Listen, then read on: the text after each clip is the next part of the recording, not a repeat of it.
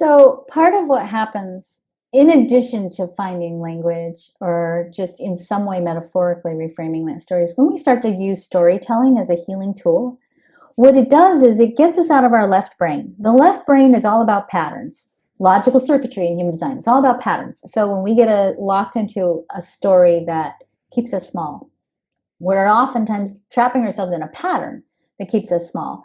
And we're duplicating and repeating that pattern over and over again because the brain is incredibly efficient. The brain is designed to be very patterned. So when we have trauma, we get stuck in trauma patterns. When we move over to the right side of the brain, we actually are creating a counterpart, first of all, to the left side of the brain. And what we know about bilateral symmetry is that if you do something on one side of the brain that's different, or one side of the body that's different, you actually can start clearing what's going on the other side of the body. So, for example, if you have a hurt shoulder and you have a well shoulder, if you start focusing your energy on the well shoulder, because of bilateral symmetry, it actually can impact positively the well being of the left shoulder. Same is true for the brain. If you get stuck in a pattern in the left side of the brain, you can move over to the right side of the brain because there's bilateral symmetry in the brain and start clearing the pattern by using storytelling. First of all, what happens is it drops us into a more primal state.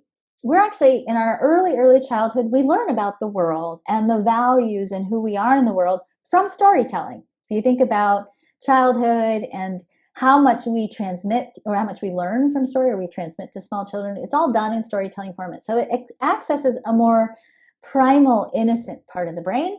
The second thing that it does is it disrupts patterns. You start telling a different story, it starts to disrupt a pattern. I am certainly not saying that is the only thing to do. And I am certainly not saying that, hey, just sit down and write a story, whoop, you're healed. Sometimes people have trauma that is so significant, or sometimes your response to trauma is so significant. And I really want to make sure I'm clarifying that because I think that our definition of trauma is so limiting that there are a lot of people out here who are traumatized, and maybe because they're super sensitive, or maybe they're traumatized because they have an epigenetic history, an ancestral lineage of being traumatized, and it doesn't take much to re-trigger that ancient memory.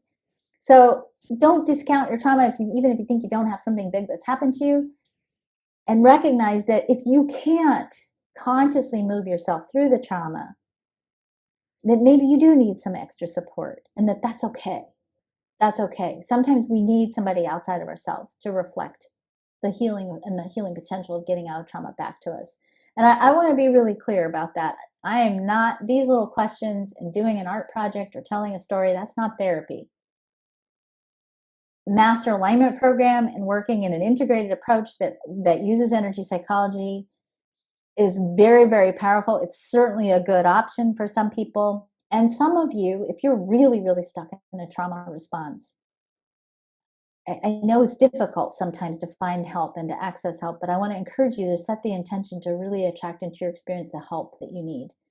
And, it, it's so important for all of us to really explore how do we get out of these trauma patterns? How do we release ourselves from these trauma patterns? Because we can't know what's really true. We can't stop reacting if we're stuck in a trauma pattern.